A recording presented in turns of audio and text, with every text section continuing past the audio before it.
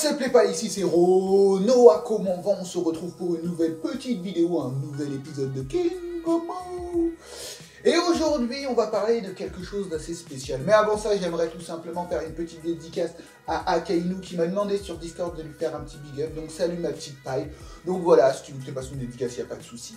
Donc là, j'ai sorti les lunettes. Pour quelle raison? C'est tout simplement parce que nous allons un peu philosopher. J'ai voulu rentrer dans le personnage du philosophe à proprement parler.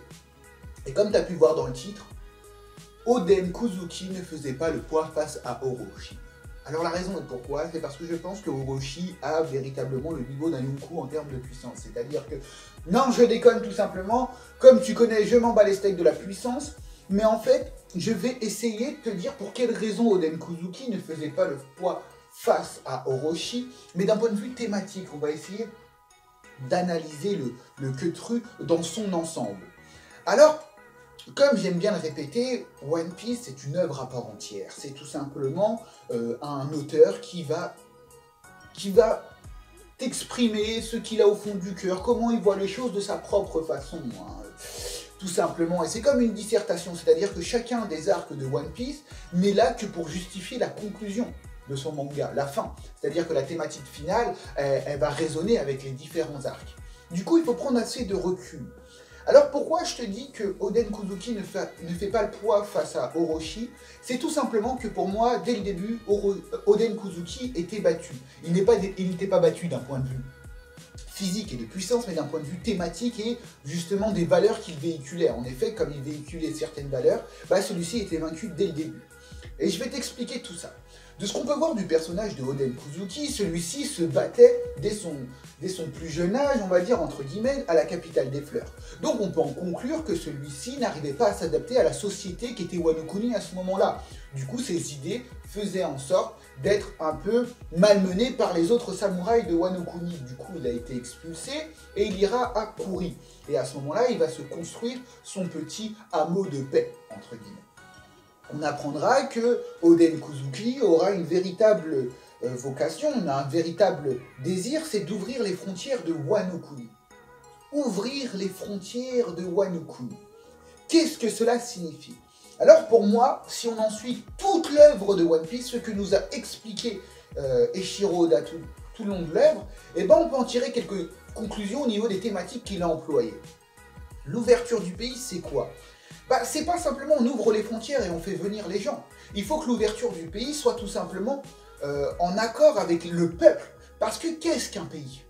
Le pays est tout simplement formé par son peuple. Et c'est pas moi qui le dis, c'est tout simplement Kobura. C'est Cobra Nefertiri qui nous expliquera que c'est un peuple qui forme un pays. Et du coup, à travers ça, Oda, à travers le personnage de Cobra, te dira tout simplement que pour lui, ce ne sont pas les institutions qui forment un pays, mais tout simplement son peuple. Si le peuple, s'il n'y a plus de peuple, il n'y a plus de pays. Si le peuple est contre certaines choses, alors le pays est contre certaines choses. L'ouverture du pays doit se faire avec l'accord du peuple. Et à l'heure d'aujourd'hui, comme on a pu le voir, Wano Kuni, disons que les samouraïs de Wano Kuni étaient en désaccord avec Oden Kozuki. C'est pour ça qu'il s'était fait virer de la capitale, et du coup, il ne voulait pas cette ouverture d'esprit. À l'heure d'aujourd'hui, on enseigne encore aux enfants que l'ouverture du pays est quelque chose de mal. Donc on comprend véritablement que le peuple, à ce moment-là, ne voulait pas de cette ouverture du pays. Et que si Oden Kozuki, tout simplement, s'était opposé à ça, s'était opposé au peuple, et pour moi, le peuple, à ce moment-là, était symbolisé par Orochi. Orochi était, comment dire, le symbole de cette non-ouverture du pays, donc du coup du peuple, Oden aurait imposé ses idées. Et du coup, en imposant ses idées, il n'y a rien de bon qui en sort. Et on peut faire véritablement un parallèle entre ce que nous a montré Oda sur l'île des hommes poissons et sur Wano Kuni. Pour moi, Oden Kozuki avait les mêmes principes sur l'ouverture du pays que notre cher Otohime. Otohime, si tu regardes bien, c'était quand même la reine de l'île des hommes poissons, pourtant elle n'a jamais imposé son choix. En effet, elle voulait que ce soit le peuple, parce que les échanges sont possibles si le peuple veut de cet échange. Et du coup, Oden Kozuki était le même principe. Lui, c'est pour ça qu'en fait, il était vaincu dès le début. Parce qu'il n'aurait jamais pu s'opposer à Orochi en le battant, pour la simple et unique raison que s'il le battait, il reniait justement la pensée du peuple, Et du coup, c'est le peuple qui forme un pays. Et du coup, à ce moment-là, Oden Kuzuki ne voulait pas de ça. Ne voulait absolument pas de ça. Et c'est pour ça que l'ouverture des frontières, c'est pas quelque chose genre on bat Orochi et c'est bon. Non, l'ouverture des frontières doit se faire avec l'acceptation du peuple. Et c'est pour cette raison que je t'avais parlé sur Im-sama justement du schéma que Oda arborait. On a justement le roi, un roi bon, qui vient tout simplement se faire détrôner par un antagoniste. Ensuite, il crée sa propre faction. La faction de l'antagoniste et celle de l'ancien roi s'affrontent. Les Mugiwara interviennent car ils sont en connexion justement avec l'ancien roi par le biais d'un héritier. Et il vient s'en prendre dans l'antagoniste. Il montre le véritable visage de l'antagoniste. Et la paix s'instaure. Et du coup, le peuple est prêt pour l'ouverture du pays, comme on a pu le voir sur l'île des Hommes-Poissons. En effet, Odin Jones a été l'antagoniste. Et du coup, les personnes qui étaient pas trop pour l'ouverture du pays et celles qui étaient carrément pour, ont commencé à s'unir et voir en quelque chose de grand au niveau des Mugiwara et dire, vas-y, c'est quoi on ouvre les frontières? Et on peut voir que Shirahoshi participe à la rêverie. Et du coup, c'est tout ça en fait, qui me fait dire que Oden Kuzuki, dès le début, il a été vaincu. Il a été vaincu parce que justement, son idée, son principe de base sur l'ouverture du pays, bah, c'est ça qui l'a vaincu. C'est sa conviction même qui l'a mené à la mort. Et je pense que Kinemon, mine de rien, ne comprend pas véritablement ça. Et aussi Shutenmaru. Shutenmaru, on a pu voir que ce personnage était lié à Oden Kuzuki et qui le respectait énormément. Cependant, on voit une certaine déception. Moi, je trouve qu'il y a une certaine déception, une certaine colère. Et c'est pour cette raison qu'il ne continue pas le combat.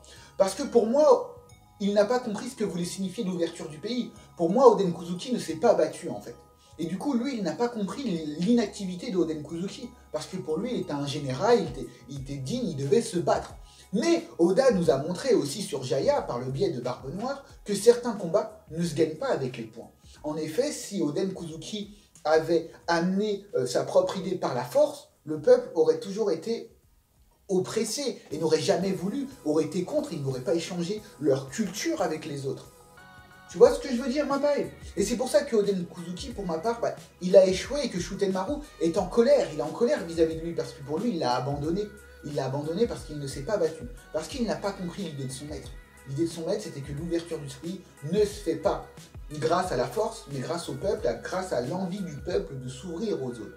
C'est pour cette raison que je pense véritablement que Oden Kuzuki ne s'est pas battu lors des événements avec Orochi. Et c'est un mensonge. Je pense que tout ça est basé sur un mensonge, que Orochi a vaincu Oden Kuzuki, mais en fait il ne l'a pas vaincu, il s'est plutôt laissé capturer.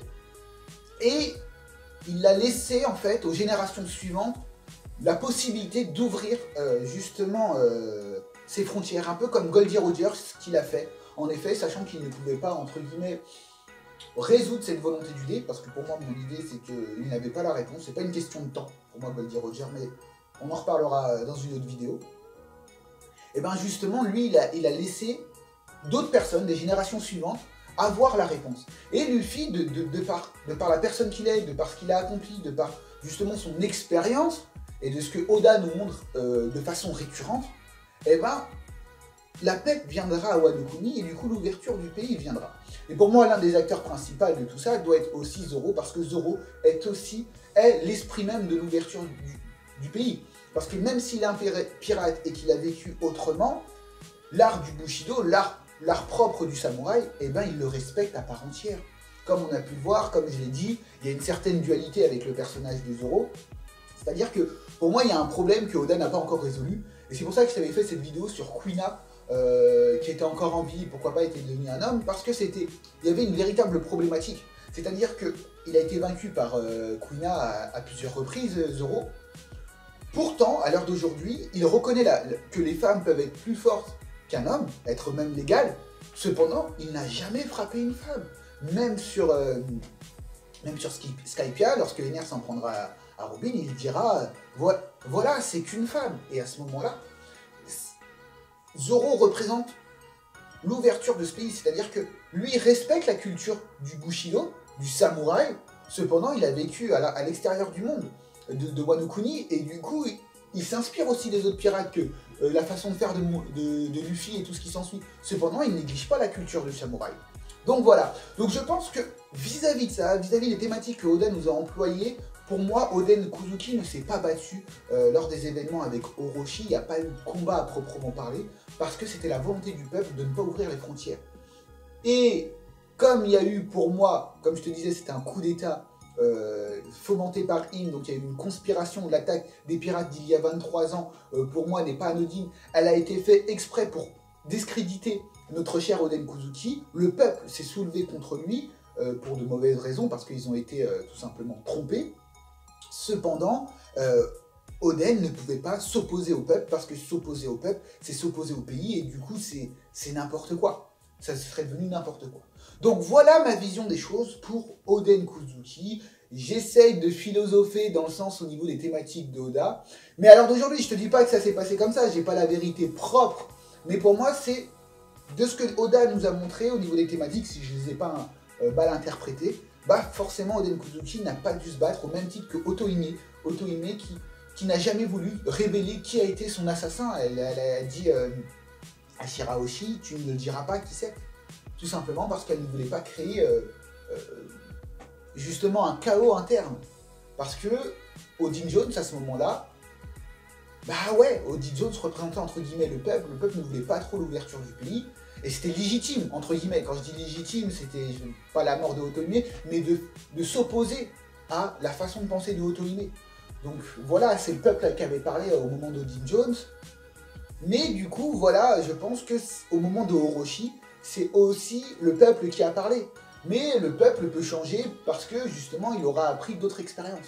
Donc voilà, sur ce mappa, je ne sais pas si j'ai été clair, mais voilà ma vision des choses. Je pense que Oden Kuzuki ne faisait absolument pas le poids face à Orochi, parce que dès le début, il avait perdu à cause de ses convictions, parce que pour lui, il ne pouvait pas s'opposer au peuple, parce que s'opposer au peuple, c'était contre l'esprit de l'ouverture du pays. Donc voilà ma paille. Sur ce, mine de rien, j'en fais pas mal les vidéos ces derniers temps, hein, j'enchaîne pas mal. Je tenais tout simplement à te remercier parce que la vérité, bon, j'ai 11 000 abonnés techniquement. Je fais que des petits 2000 vues, voire 1000 quelque chose. Mais la vérité, il y a quand même 1500 personnes qui écoutent mes conneries, quoi. Ouais, déjà, c'est fort, t'imagines, 1500 personnes.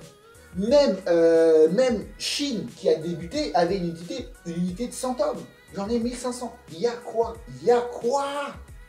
Et il a pu faire du sale avec 1000 hommes.